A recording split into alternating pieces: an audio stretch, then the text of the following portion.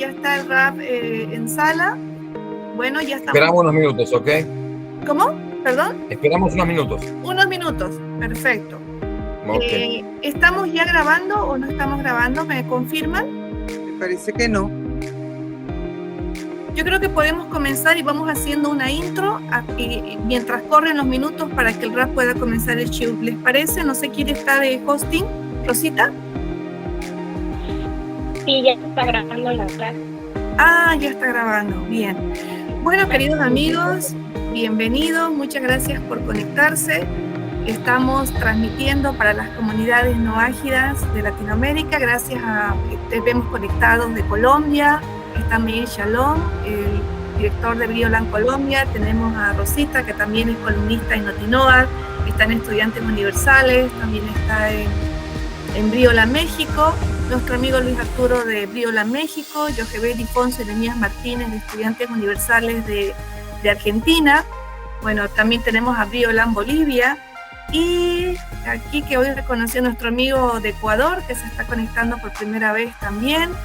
Tenemos Panamá, veo que están de Panamá, veo que están de Costa Rica, está también Perú, Colombia.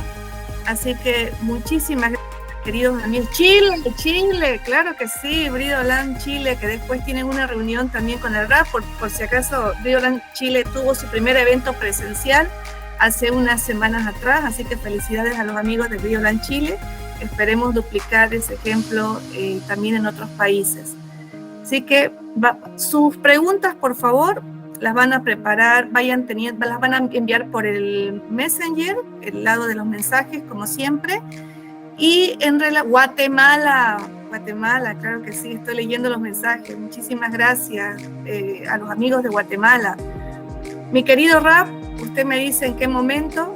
Comentarles también, dentro de las novedades de las comunidades no ágidas, la revista digital Notinoa también ya está lanzando sus nuevas columnas. Hoy también tenemos la recepción de 2 nuevos integrantes, el director de Bey Noah Jabad, nuestro amigo Marcio, y de la Asociación Benei Noah de Venezuela, nuestro amigo Edgardo, van a ser entrevistados hoy en la tarde en Notinoa por nuestra querida coequipera Rosita de México. Ella es la encargada de las historias de vida. Les aconsejo esa columna para si quieren conocer más historias, inspirarse con los testimonios de transformación de las personas que toman este camino. Les va a servir de mucho este canal. Aquí también estamos viendo en los mensajes Guatemala, Panamá, Socorro Salazar, la querida amiga, Shalom desde Medellín, Colombia, tan bello Medellín. SUNEP de Fundación Orjahaim, querida fundación, un gran saludo. México, muchas gracias amigo Ángel, un gran saludo para ti. Muy bien, ya tenemos ahorita en vista a nuestro querido Rap David Shalem. Vamos a comenzar con el show para el día de hoy. Querido Rap, ya estamos en línea grabando. Bueno, primero buenos días, buenas tardes a todos. Alegro de estar con ustedes otra vez. Espero que aprovechemos esta clase. Esta clase la llamamos, ¿cómo la llamamos? ¿Cómo dijimos que la llamamos? Los judíos Los judíos quieren dominar el mundo. ¿O mentira? Hagan sus votaciones. Bueno, les explico. ¿De dónde empezó el asunto de que los judíos quieren conquistar el mundo, dominar el mundo? Eso empezó hace más o menos 150 años.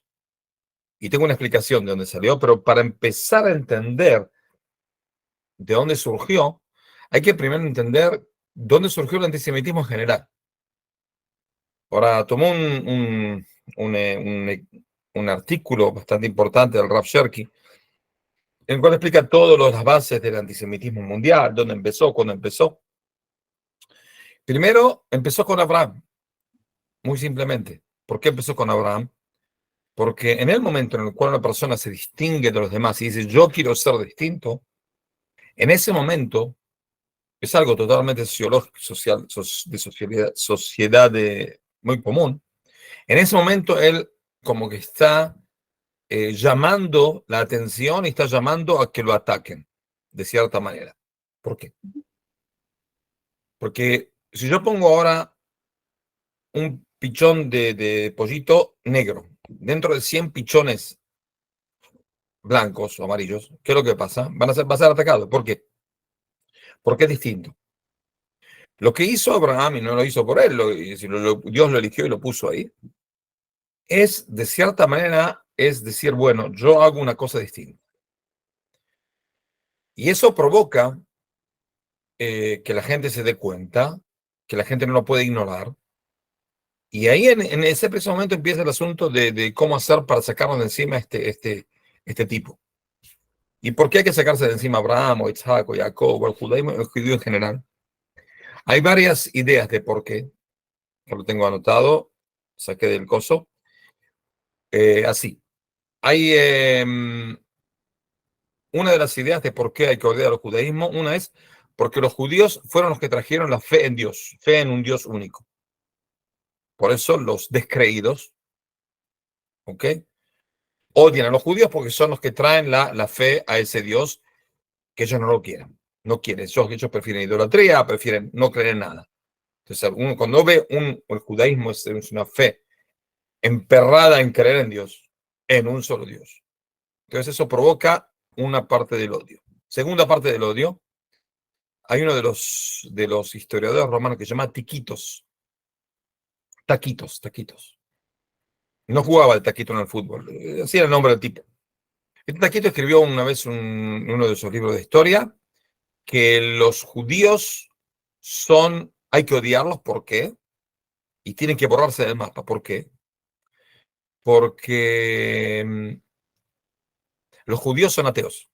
¿Cómo los judíos son ateos? Sí. Si tú entras a un templo judío, en el lugar más santo de judíos, el Bet HaMikdash, en el santo templo, en el primer templo todavía estaba el arca con las leyes y demás, qué sé, había muchísimas cosas. En el segundo templo no había absolutamente nada, es decir, estaba la cortina y estaba ahí la piedra, que es la piedra fundamental, donde es el centro del mundo. Y si no había ningún objeto. Y para un romano como Taquitos, ¿qué es creer? Una estatua, un ídolo, un algo. Al no tener ese ídolo quiere decir de que en su intrínseca parte de la fe judía es ateísmo. Es decir, los judíos hay que odiarlos, hay que borrarlos del mapa. ¿Por qué? Porque son ateos. ¿Cómo son ateos? Y son ateos porque no tienen ningún ídolo. ¿Entienden? Esa es la segunda estupidez que dijeron. Tercera estupidez que dijeron es ser un pueblo no elegido, sino un pueblo especial. Un pueblo que tiene una determinación histórica.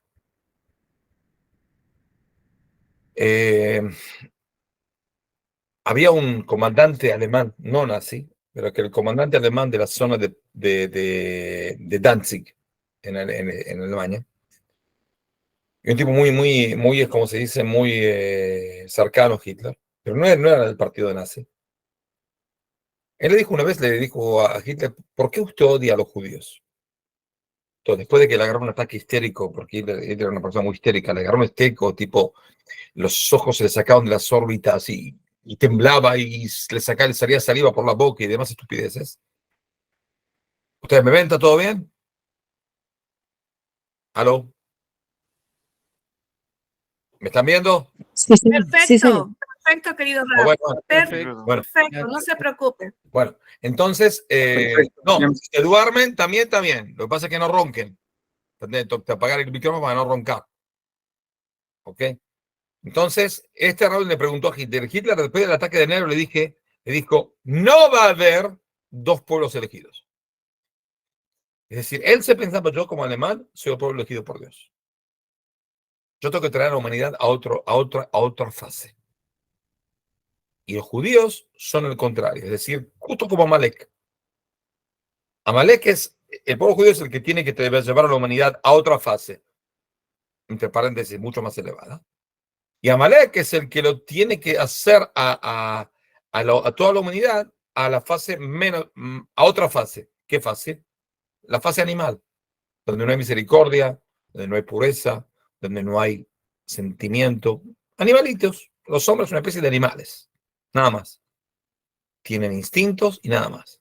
Entonces Hitler lo que pensaba, me molestan. ¿Por qué me molesta? ¿Por qué los odio? ¿Por qué los quiero exterminar? Porque ellos se consideran, la gente lo considera como un pueblo elegido, y yo soy el pueblo elegido. No va por dos. ¿Ok? Y después dijo, aparte, es otro problema, de que la cultura europea está basada en dos pilares. Primero, la ciencia y la estética, que lo recibieron de Grecia, y la ética, que la ética fue llevada por el cristianismo, robada del judaísmo. Entonces dice así, yo quiero quedarme con la ciencia, quiero quedarme con la estética, pero la ética, la moralidad, es una enfermedad que lo trajo fue el cristianismo. Ahora, como él salir contra el Papa y todo el cristianismo no le iba a funcionar, porque ahí terminaba la carrera política de él. Dijo, ¿con quién puedo salir? Con los que inventaron el cristianismo, es decir, de dónde salió el cristianismo, ¿de dónde sacó el cristianismo la ética? Del judaísmo. Entonces me peleó con el judaísmo. Es decir, sin el judaísmo no había ética. ¿Qué había? Ciencias, había, ¿cómo se dice? Artes, estética, y el hombre sería una especie de animal estético, animal científico estético, pero un animal con instintos y no tiene nada que le impida hacer un desastre o hacer lo que quiera. ¿Ok?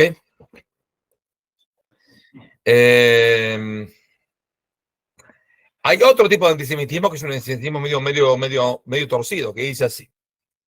Los judíos son perversos en la parte ética. ¿Por qué? Porque por un lado tienen más dinero que los demás, entonces están amenazando económicamente a los demás, y por otro lado son pobres y eso arruina el equilibrio económico. No sé si se entienden, son dos cosas contradictorias. Uno puede decir que los judíos son ricos y roban y descalabran la equidad económica, y por otro lado son pobres y también descalabran. Eso puede decir las dos cosas. O uno tiene, o no tiene. ¿Mejor? Pero no importa, ellos nunca se preguntaron a sí mismos dónde está la contrariedad. ¿Entiendes? Pero no importa. Es como decía el comunismo está basado en un montón de judíos. Y de cierta manera tenía razón. Es decir, había muchos líderes comunistas que eran judíos, Trotsky y demás. Pero el judaísmo no lo inventó el comunismo, pará, no tiene nada que ver. Pero no importa. El comunismo viene a arruinar el capital. ¿Y de quién es el capital? De los judíos. Entonces los judíos se arruinan a judíos. No me entiendes. El comunismo viene a arruinar la sociedad y el capital. Por otro lado, judíos del otro lado arruinan el capital, arruinan las sociedades a través del capitalismo. ¿Están mareados? Yo también. Así era. Es decir, y pueden dormir tranquilos, irse a dormir tranquilos pensando dos cosas se contradicen una con la otra, pero no importa. Ese es uno de los tipos de antisemitismo. Otra cosa que dice, ¿por qué que odiar a los judíos? Porque los judíos son un ente, una comunidad muy unida. Entonces, al ser muy unidas, pueden llegar a amenazar al Estado, al reino. Se unen y pueden hacer una especie de autonomía y después hacer una reunión y después tiran al rey y después van a gobernar. Es una estupidez, ¿no? Porque nunca pasó en la historia, pero no importa. Es decir, para decirlo está bien. Ese es otro. Otra idea dice así: los judíos están esparcidos por todo el mundo. Por eso,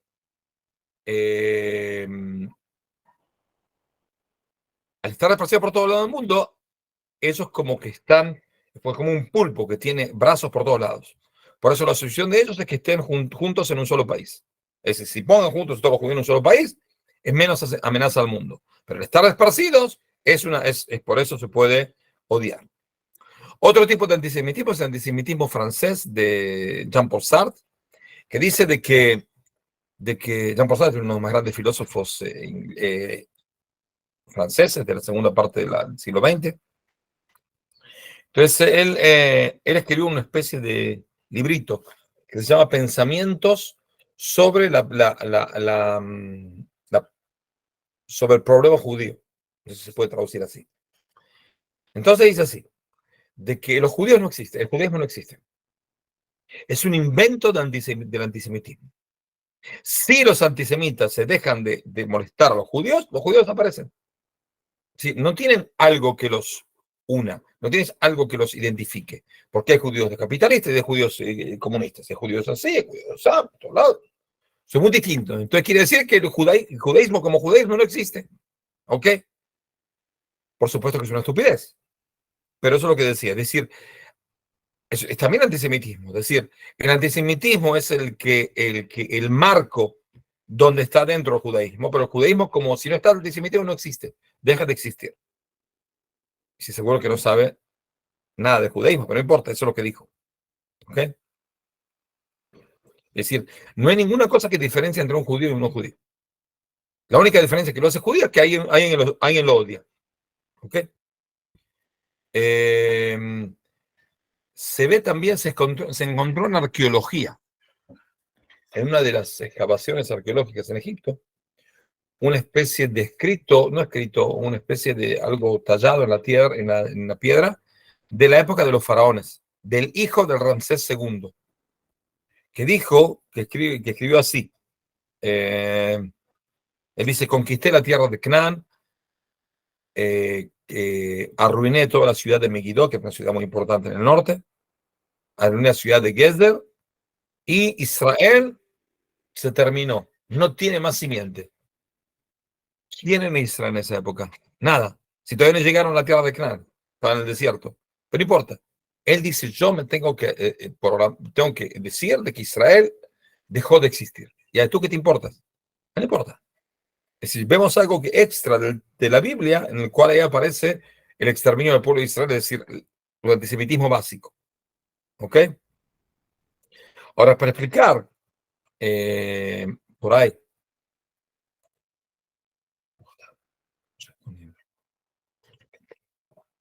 para explicar por ahí en qué se basa el asunto de pensar así, se puede enseñar de que Abraham Avinu fue el que empezó. Es decir, ¿por qué Abraham fue el que empezó? Porque cuando Dios le dijo a Abraham: Benibrejú beja con mishpejot adama. ¿Qué significa Benibrejú beja con mishpejot adama? La explicación más fácil es: se van a bendecir a través de ti todas las familias del mundo. ¿Ok? Pero si uno estudia hebreo como tiene que ser, sabe que la palabra nibrejú, que es lo que aparece en el versículo, no es tanto se van a bendecir, porque si no tiene que decir idbarjú, no nibrejú.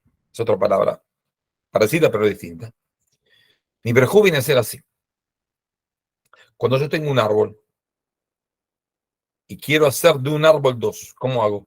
Ustedes saben, una de las técnicas es así: tomar una rama y empezarla a atarla al suelo, cada vez atarla un poco más cerca del suelo. Cuando llega a la tierra, ya está a ras del piso, hacer una especie de agujero y taparla.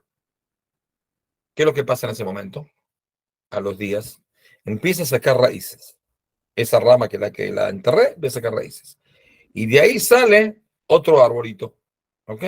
Es una técnica sabida, especialmente para árboles chicos. Se puede hacer así: salen de un árbol, salen 2 árboles o 10 árboles. ¿Ok? Ahora, eso se llama en hebreo abraja. Por eso la palabra nibrahu significa de que todas las familias del mundo están como injertadas en ti. Es decir, Abraham no es el que va a bendecir a todo el mundo, que sí, va a bendecirlo. Pero ¿cómo hace para bendecirlo? ¿Cómo hace para tener una relación con toda la humanidad? Porque toda la humanidad está dentro de él. Es decir, está dentro de él, tiene un injerto de los chinos, de los alemanes, de los franceses, de los colombianos, de no sé qué. Están todos encima de él. Todos dentro de él, dentro de su alma enorme. Por eso puede llegar también a bendecirlo. ¿Ok? Ahora, hay gente que trata de obviar, solucionar el problema del antisemitismo. Yo pienso que el problema del antisemitismo es inarreglable. ¿Por qué? Porque el solo hecho de ser distinto, como di el ejemplo del pollito este negro al lado de 100 pollitos blancos, lo van a matar, porque es distinto. La gente se siente amenazada. Entonces, si puede matarlo, lo va a hacer. Entonces, por eso, tratar de solucionar el problema del antisemitismo me parece una barra basada, porque nunca va a decir. La única opción es que deje de haber judíos. Es decir, no hay antisemitismo porque no hay judíos. Pero tampoco es así. Cuando Shakespeare escribió su libro El Mercader de Venecia. ¿Conocen el Mercader de Venecia? Sí. ¿Aló? Bueno, en el Mercader de Venecia ahí aparece una especie de estereotipo de judío. De una película. ¿No? Ahí aparece un estereotipo de judío que se comporta mal. Es una especie de estereotipo antisemita. El pequeñísimo problema de Shakespeare es que cuando Shakespeare escribió ese libro, El Mercader de Venecia, hacía ya 200 años que no había ningún judío en Inglaterra. Es decir, los judíos fueron expulsados de Inglaterra y durante más de 300 años no había ningún judío en Inglaterra hasta que Cromwell mató al rey, entonces dejó a algunas familias de judíos volver, pero justo entre eso y eso vino Shakespeare, escribió un libro antisemita, con un estereotipo antisemita total. Y nunca en su perra vida el señor Shakespeare vio un judío. Ah, lo vio en internet. No había internet. Es decir, no tenían la mejor noción que era un judío, nunca vio un judío, el abuelo de él ni vio un judío, pero para escribir algún estereotipo antisemita no hay ningún problema. Por eso, aunque no haya judíos, puede haber antisemitismo. No hay ningún problema. ¿Entienden? Ahora, después está el antisemitismo que tiene que ver con ¿cómo se dice? Con el cristianismo, específicamente. Con el cristianismo y con el islam. Vamos a empezar con el islam. No lo vamos a hacer cronológico, vamos a empezar con el islam. El islam, ¿por qué se hizo antisemita? Porque Muhammad, que parece, hay quien dice que el abuelo era judío, pero no importa, él conocía judíos porque el lugar donde él vivía, en lo que se llama Arabia Saudita de hoy en día, había bastantes judíos, había tribus judías, gente que se convirtió al judaísmo, que vivía y dominaba ciertas partes de lo que se llama hoy Arabia Saudita. Y él conocía a Midrashim, conocía algo, conocía otro. Entonces él se autodenominó profeta. Y dijo, bueno, yo soy profeta, entonces me tienen que aceptar lo que yo digo. Entonces, para convencer, dijo, ¿a quién puedo convencer? ¿Qué es más fácil convencer? ¿A judíos que saben qué es la profecía? ¿O a árabes que son idólatras totales, que es lo que se llama, en árabe se llama la época del Jahal, la época extraña, la época en la cual los árabes eran una banda de gente, no nada más idólatra, sino totalmente animal. En serio, hacían cosas, enterraban a los hijos vivos y demás cosas barrabasadas que no se pueden creer a los hijos mismos. Greta Deret, Shelabait. Entonces él llegó a la ciudad de Haibar y había judíos ahí. Entonces él le dijo, bueno, yo soy profeta. Y es decir, ¿el judaísmo existe una posibilidad de que una persona no judía sea profeta? Hay una discusión entre nosotros. ¿Sabes? Vamos a decir que sí. No sé si profecía, pero por ahí una especie de espíritu divino, de cierta manera, sí, eso seguro que puede. Entonces llegó y digo, yo soy profeta. Llegó con unos alumnos, yo soy profeta. Y le dijeron, bueno, usted es profeta, muy, muy interesante, pero ¿cómo viene el asunto? ¿Por qué si usted piensa, qué profecía puede decir? ¿Qué profecía? Díganos algo. Sí, porque en el judaísmo no existe una persona que diga, yo soy profeta y me tengo que arrodillar inmediatamente, no tiene que explicar, porque es profeta, que es lo que dice. Yo soy profeta. Bueno, dije, bueno, diga una profecía, algo que nos muestre su valor intelectual. Entonces, sí, yo les digo, Miriam, la madre de Jesús, es Miriam, la hermana de Moshe. ¿Sabes cuál es la diferencia entre épocas de la hermana de Moshe, esta Miriam, de ahí la madre de Jesús, y más o menos 1400, 1500 años? No, ustedes lo saben, es la misma.